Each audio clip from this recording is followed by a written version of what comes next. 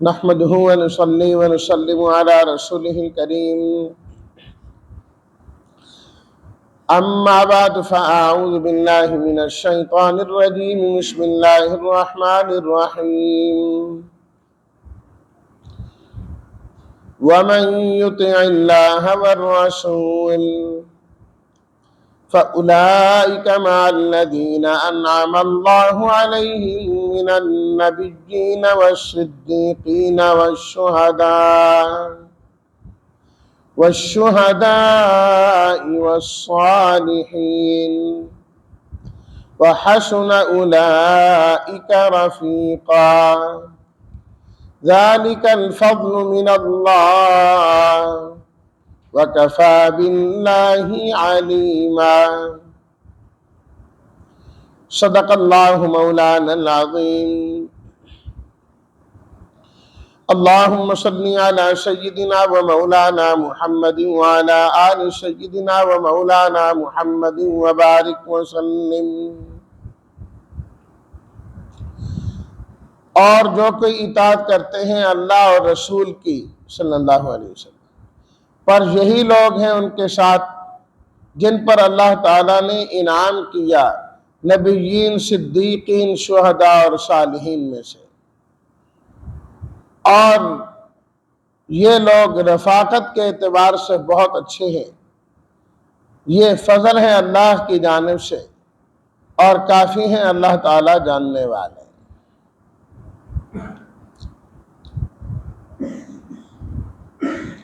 اطاعت رسول کا نتیجہ اللہ تعالیٰ نے یہ بیان فرمایا کہ اس سے انعام والے لوگوں کی معیت آخرت میں نصیب ہو جاتی ہے،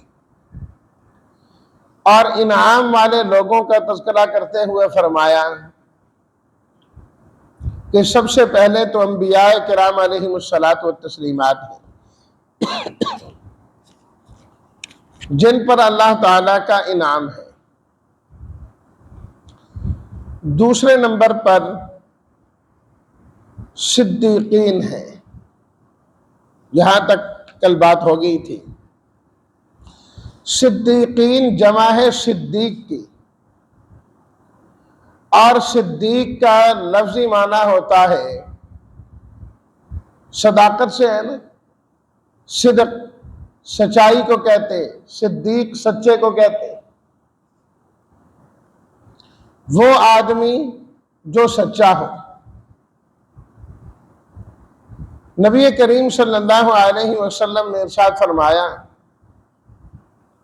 کہ ایک آدمی مسلسل سچ بولتا رہتا ہے، بولتا رہتا ہے، بولتا رہتا ہے، بولتا رہتا ہے، حتیٰ کہ اللہ کے ہاں اس کو صدیق لکھ دیا جاتا ہے کہ یہ سچا آدمی ہے، مسلسل یہ سچ بولنے والا ہے۔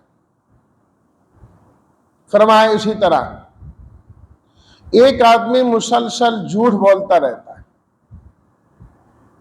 بولتا ہی رہتا ہے، اس کی عادت ہی جھوٹ بولنا بن جاتی ہے۔ فرمایا آخر کار اللہ کے ہاں اسے جھوٹا ہی لکھ دیا جاتا ہے۔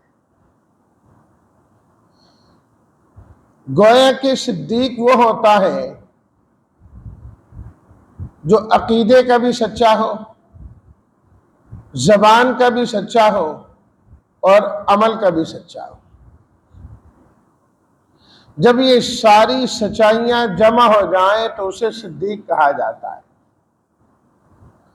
غلط عقیدے کا مالک کبھی سچا نہیں ہو سکتا۔ سب سے پہلے تو عقیدہ سچا ہونا چاہیے۔ اللہ کی توحید والا جو عقیدہ ہے یہ سچا عقیدہ ہے۔ جو شرک کا مرتکب ہو وہ انسان کبھی بھی صدیق نہیں ہو سکتا۔ توحید کی دعوت دینے والے، توحید کا پرچار کرنے والے، اور اسی طرح زبان کے بھی سچے، کہ جو لفظ زبان سے نکل گیا وہ بعین ہی وہی ہے جو انسان کے دل کے اندر ہے۔ یہ نہیں دل کے اندر کچھ اور ہے، زبان پر کچھ اور ہے، یہ سچائی نہیں ہے۔ اور پھر زبان سے جو کہہ دیا، جو وعدہ کر دیا، وہ غلط نہیں کرنا، اسے نبھا کے دکھانا ہے، یہ صدیق ہے۔ اور عمل کا سچا کہ انسان اپنے کردار سے سچ ثابت کر دکھائے ان چیزوں کو جن کا وہ زبان سے وعدہ یا دعویٰ کیا کرتا ہے۔ یہ نہیں زبان سے تو بڑی تعریفیں کہ میں ایسے ہم یہ کرتے ہیں اور وہ کرتے ہیں، جب عمل کی بات آئے تو صفر ہو جاتے ہیں، سب ختم۔ نہ، عمل کے بھی سچے، ان سچائیوں کے مجموعے کو صدیق کہا جاتا ہے۔ اس لیے اللہ تعالیٰ نے قرآن مجید میں صدیق اپنے نبیوں کی صفت بیان کی، اپنے نبیوں کی صفت بیان کی۔ وَاذْكُرْ فِي الْكِتَابِ إِبْرَاهِيمَ إِنَّهُ كَانَ صِدِّيقًا نَبِيًّا۔ میرے حبیب صلی اللہ علیہ وسلم، آپ قرآن مجید میں ابراہیم علیہ السلام کا تذکرہ کیجیے۔ فرمایا إِنَّهُ كَانَ صِدِّيقًا نَبِيًّا، وہ صدیق تھے اور نبی تھے۔ اللہ نے ان کا صدیق ہونا پہلے بیان کیا اور نبی ہونا بعد میں بیان فرمایا، نبی ہونا بعد میں بیان فرمایا۔ اور پھر اس کے فوراً بعد اللہ تعالیٰ نے ان کے عقیدہ توحید کا ذکر کیا، عقیدہ توحید کا ذکر کیا۔ تو اس لیے تو میں نے کہا نا، جو عقیدے کا سچا ہو۔ آج ذو الحجہ کی یکم ہے نا، ایام قربانی، ایام حج شروع ہو رہے ہیں، جو یادگار ہیں حضرت ابراہیم علیہ الصلاۃ والتسلیمات۔ ابراہیم علیہ الصلاۃ والتسلیمات کا جذبہ امت میں پیدا کرنے کے لیے قربانی کا یہ عمل رکھا گیا ہے۔ تو اللہ تعالیٰ نے ابراہیم علیہ الصلاۃ والتسلیمات کی ایک صفت صدیق ہونا بیان کی ہے، یعنی کہ امت کے اندر سچائی کو لانے کے لیے قربانی کا عمل رکھا گیا ہے کہ امت میں صداقت آئے، عقیدے کے سچے بنے، کہ ہزاروں روپے لگا کر، لاکھوں روپے لگا کر جو قربانی کرنی ہے، یہ گویا کہ اپنے عمل سے ثابت کرنا ہے، اے اللہ ہم آپ کو سچ مچ اپنا رب تسلیم کرتے ہیں، اپنا اللہ مانتے ہیں، اپنا خالق مانتے ہیں، اس لیے تو آپ کے نام کی ہم قربانی دیتے ہیں۔ آپ نے حکم دیا، آپ کے حبیب صلی اللہ علیہ وسلم نے حکم دیا، اس لیے ہم یہ عمل کر رہے ہیں۔ اور بربلا اعلان کرنا ہے، انی وجہت وجہی للذی فطر السماوات والارض حنیفا وما انا من المشرکین۔ قربانی سے پہلے نبی کریم صلی اللہ علیہ وسلم باقاعدہ یہ پڑھا کرتے تھے کہ میں نے اپنا چہرہ اس ذات کے سامنے جھکا دیا ہے جس نے آسمانوں کو بھی پیدا کیا ہے اور زمین کو بھی پیدا کیا ہے۔ حنیفاً، میں ہر باطل سے منہ موڑتا ہوں، رب کی طرف متوجہ ہوتا ہوں، وما انا من المشرکین، میں شرک کرنے والوں میں سے نہیں۔ تو صدیق ہونے کے لیے سب سے پہلے عقیدے کا سچا ہونا ضروری ہے۔ ابراہیم علیہ السلام کے عقائد کا تذکرہ کرنے سے پہلے اللہ نے ابراہیم علیہ السلام کی صفت صدیق ہونا بیان کی۔ اور اگر ہم سورہ یوسف دیکھیں، اللہ نے یوسف علیہ الصلاۃ والتسلیمات کا تذکرہ کیا پوری صورت میں، وہاں اللہ نے اسی صورت میں یوسف علیہ الصلاۃ والتسلیمات کی صفت صدیق ہونا بیان کی۔ یوسف ایھا الصدیق، یوسف ایھا الصدیق، اے یوسف اے سچے. اور اس سے پہلے یوسف علیہ الصلوۃ والتسلیمات کی وہ تقریر جو انہوں نے جیل کے اندر کی تھی اور اپنے جیل کے ساتھیوں کو عقیدہ توحید سکھایا. یا صاحب السجن ارباب متفرقون خیر ام اللہ الواحد القہار ما تعبدون من دونہ الا اسماء سمیتموها. یہ نام رکھے ہوئے ہیں، یہ ہمارا معبود ہے، خدا ہے. خدا کہہ دینے سے کوئی خدا نہیں بن جاتا، معبود کہہ دینے سے معبود نہیں بنتا. معبود وہ ہے جو سب پر غالب ہے اور سب اس کے سامنے مغلوب ہے، اسے معبود سمجھو. توحید کی دعوت دی اور پھر اپنے جیل کے ساتھیوں کو خواب کی سچی تعبیر بتلائی، سچا عقیدہ بھی سکھایا اور سچی بات بھی کی. تو یوسف علیہ الصلوۃ والتسلیمات کو جیل کے ساتھی صدیق کہا کرتے تھے، صدیق کہا کرتے تھے. اور اللہ نے یہ صفت ان کی قرآن مجید میں بیان کی. حضرت ادریس علیہ السلام کا تذکرہ کرتے ہوئے اللہ نے فرمایا وَاذْكُرْ فِي الْكِتَابِ ادریس إِنَّهُ كَانَ صِدِّيقًا نَبِيًّا. صدیق نبیوں کی صفت ہے، لیکن غیر نبی بھی صدیق ہو سکتا ہے، غیر نبی بھی صدیق ہو سکتا ہے. اور تمام صدیقین کے جو سردار ہیں اس امت میں وہ حضرت ابو بکر صدیق رضی اللہ تعالیٰ عنہ.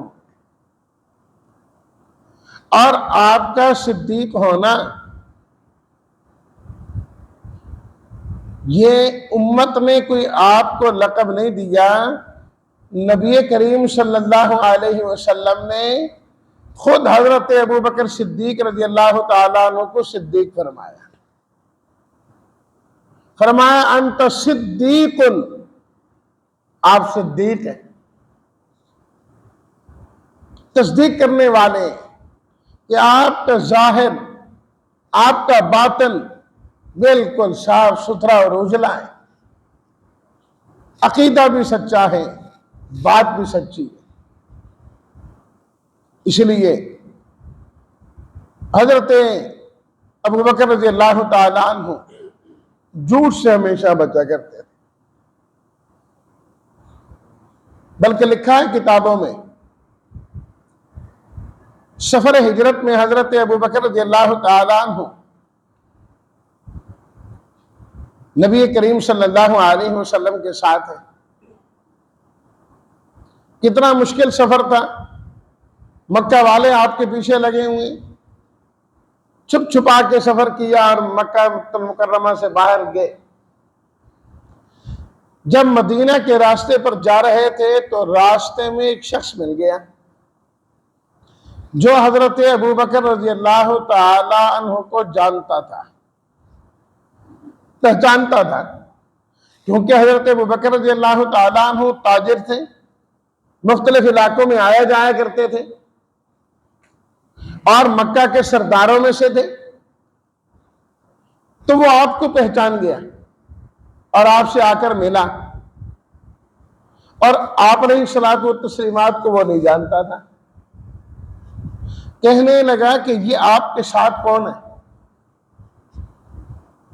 اب حضرت ابو بکر صدیق رضی اللہ تعالیٰ عنہ فرماتے ہیں کہ میں نے کہا یہ تو معاملہ بڑا خراب ہو گیا. اگر میں صحیح بتا دوں کہ یہ کون ہے میرے ساتھ، یہ آدمی تو مکہ جا رہا ہے، وہ جا بھی مکہ رہا تھا، اس نے تو مکہ والوں کو جا کے بتا دینا ہے کہ یہ کہاں تھے. اور اگر میں کوئی اور بات کہتا ہوں تو یہ تو جھوٹ بنتا ہے، یہ تو صدیق کی صداقت کے خلاف ہے. اب کیا کریں؟ فرماتے ہیں اللہ نے میری مدد کی فوراً، اور میں نے صرف یہ جملہ کہا، میں نے کہا یہ وہ شخصیت ہیں جو مجھے راستہ دکھاتے،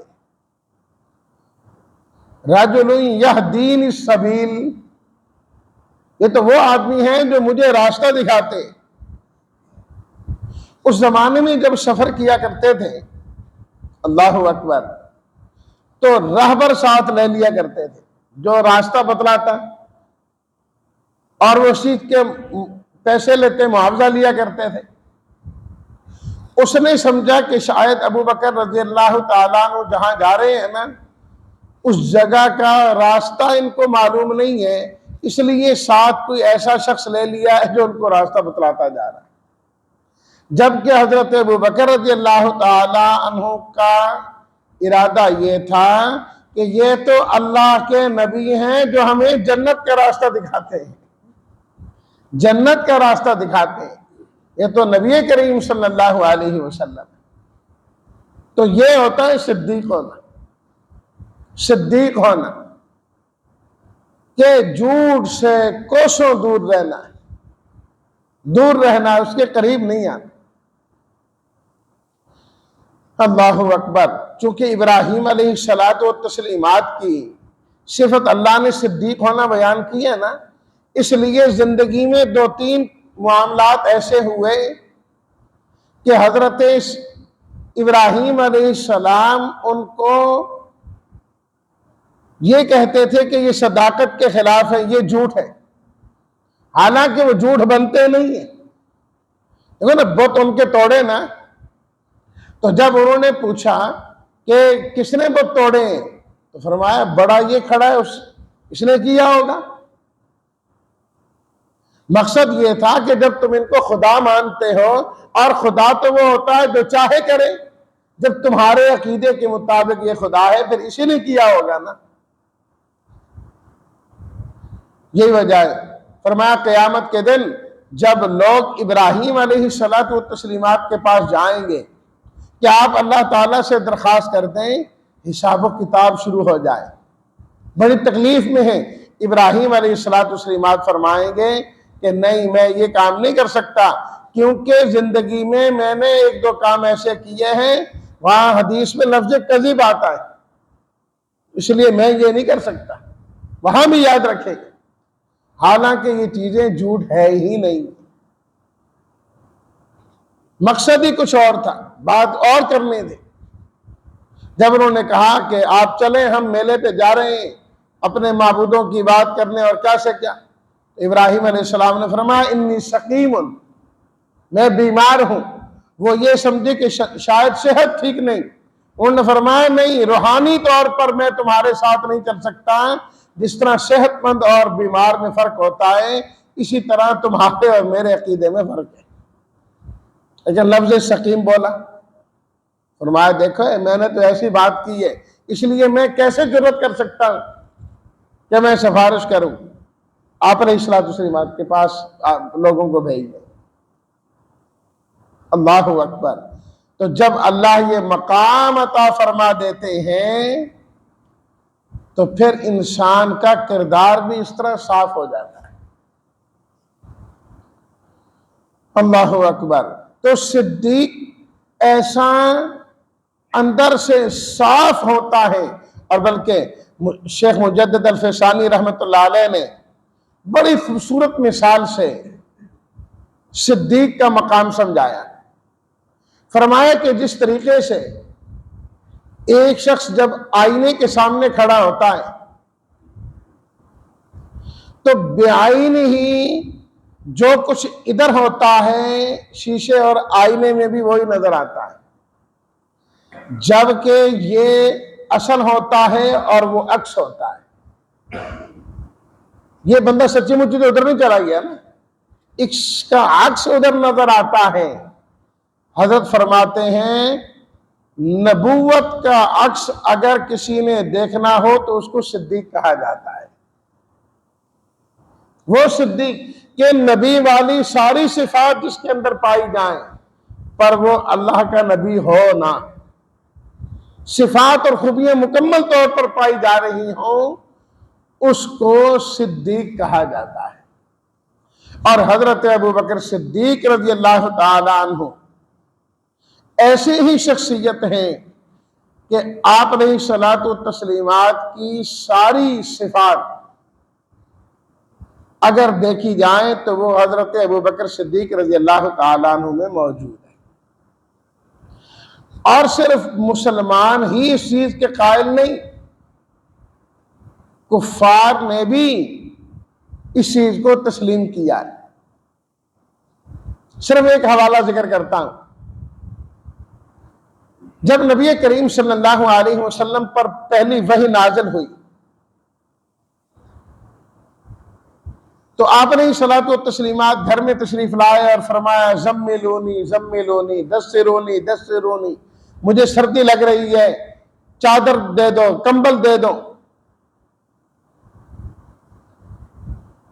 حضرت خدیجہ رضی اللہ تعالیٰ عنہ نے آپ کو چادر دی، کمبل دیا، پوچھا کیا ہوا، بتلایا ایسے ایسے ہوا۔